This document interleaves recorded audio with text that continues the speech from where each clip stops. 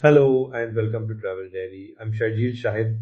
Today we're going small and local, the quiet messages left on the paths of northern Pakistan.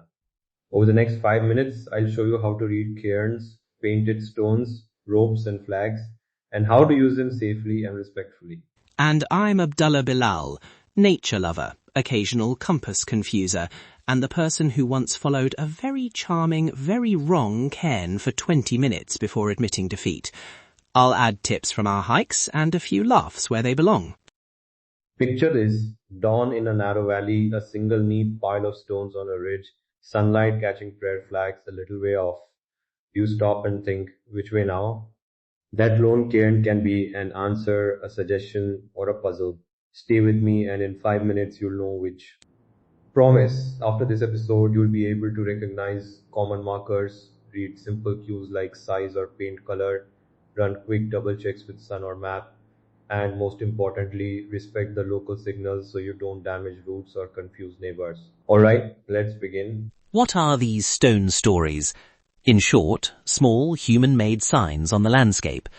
The usual cast includes cairns, deliberate piles of stones marking a route or a viewpoint, painted stones, often showing a white or coloured stripe, short ropes or tied cloth showing a goat track or a private path, and prayer flags or tall stacked stones at passes, acting as memory or safe point markers.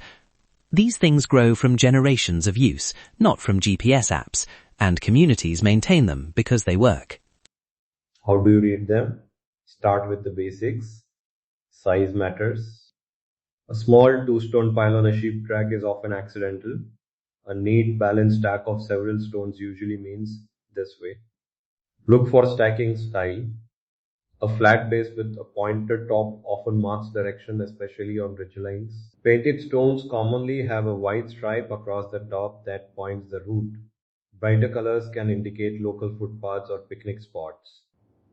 Ropes or tight cloth near a narrow trail often mark a frequently used but steep shortcut, while prayer flags usually mark passes or places to pause and show respect. A few practical cues from our walks.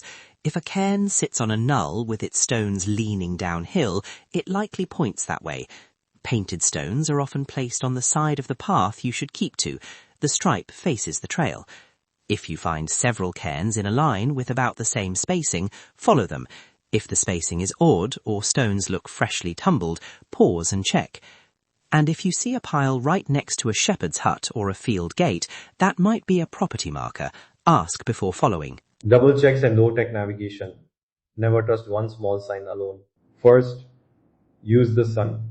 In the morning it's roughly east, in the evening west. That helps orient a ridge or valley. Keep a simple compass or compass app as backup. Take a quick look at a paper or mobile map and compare the marker against nearby features. A stream bend, a distinctive tree, a rock outcrop. If visibility is low, don't follow ambiguous cairns. Wait or ask a local. Here's a neat trick we use. If you suspect a cairn is pointing to a side track, look for a slightly worn groove or footsteps leading to the left or right. Foot traffic leaves small traces, flattened grass, scuffed soil. Also check for supporting features, a stone set into the ground, a stick leaning against the pile, or nearby painted stones that reinforce the same direction. Those supporting clues turn a loose guess into a reliable route. Etiquette and risks. Please don't add or rearrange cairns. Moving stones can erase a meaningful marker or create false ones for others, and in some places, piles are part of memory or spiritual tradition.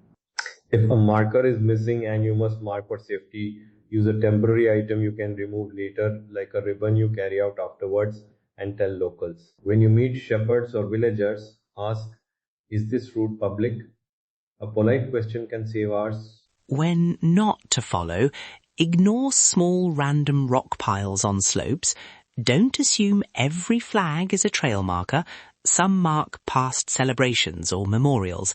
And in bad weather, treat all informal markers as hints rather than instructions. If in doubt, turn back or seek local advice. We learned this the hard way once, and it's not a story I want to repeat. Quick checklist to carry: a simple compass or compass app, a small map or downloaded offline map, a lightweight tape or ribbon for temporary markers and remove it afterwards, and the habit of taking 3 checks before committing to a route: marker, map, sun, landmark. Respect local property. Always ask before cutting through fields or private trails. Final image. You leave a small cairn at a junction, neat and deliberate, as a nod to the valley and the people who keep its roots. Not bigger than it needs to be, placed with care and left to guide the next traveller. That's the kind of stone story worth telling. If you enjoyed this quick guide, visit travel-dairy.example.com for route notes, downloadable checklists, and a map of commonly used markers across the northern valleys. Subscribe to Travel Dairy for short practical episodes like this one and share your own stone stories with us. Safe hikes and respectful footsteps make better valleys. Alright, if you're heading out this week, Ahan, take care. And one last thing, leave the cairns as you found them, and leave the valley a little better than you found it. Thanks for listening. That's Travel Dairy. Subscribe so you don't miss the next short guide to traveling the northern valleys. Okay, take care and keep your eyes open for the small signs. They tell the longest stories.